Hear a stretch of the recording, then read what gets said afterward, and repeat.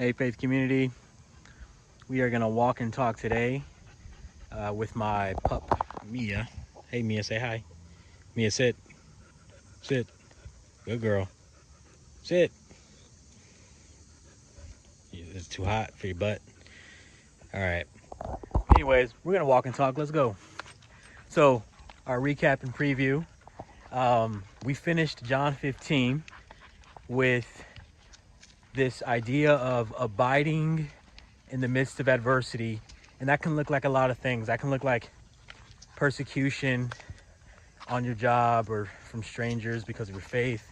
It also looks like suffering for the faith, pressing in and bearing fruit even when it's extremely hard.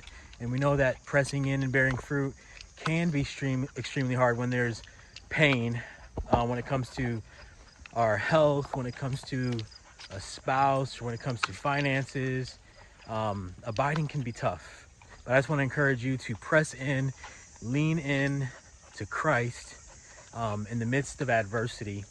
We're going to jump into chapter 16 this week, and Jesus is going to narrow in. He's going to really zone in on some of the persecutions that are going to happen. We see that at the very beginning of chapter 16. But he wants us to know that we're not alone, right? We have to remember that as we are going through John 15, it's still all about the helper. So John 14, John 15, and John 16 are all about the helper, the Holy Spirit, who's going to be with us in our suffering, in our hardship, in our persecutions. So that's what we have coming up. Just want to say again, thank you so much, all of you that participated in We Love Our City. It was just a wonderful cap to the end of the summer. We have a lot going on this fall. Not necessarily busy in terms of events, but we've got a dynamite sermon series coming up about equipping. So look forward to that.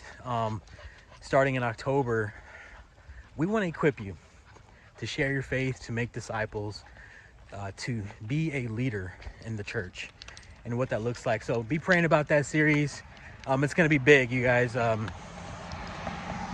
Podcasts, resources, books, opportunities, all kinds of stuff coming your way. So here's a little bit of encouragement.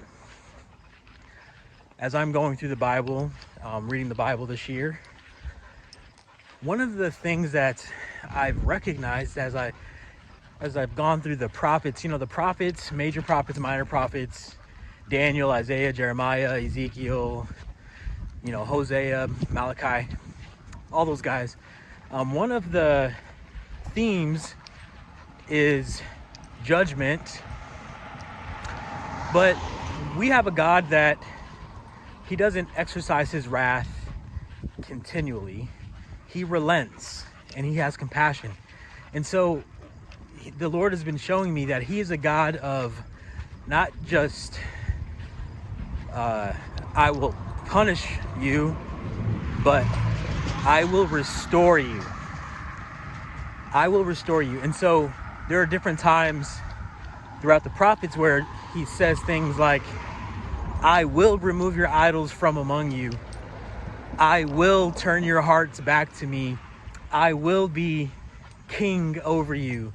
The promise of the new covenant. I will be your God and you will be my people.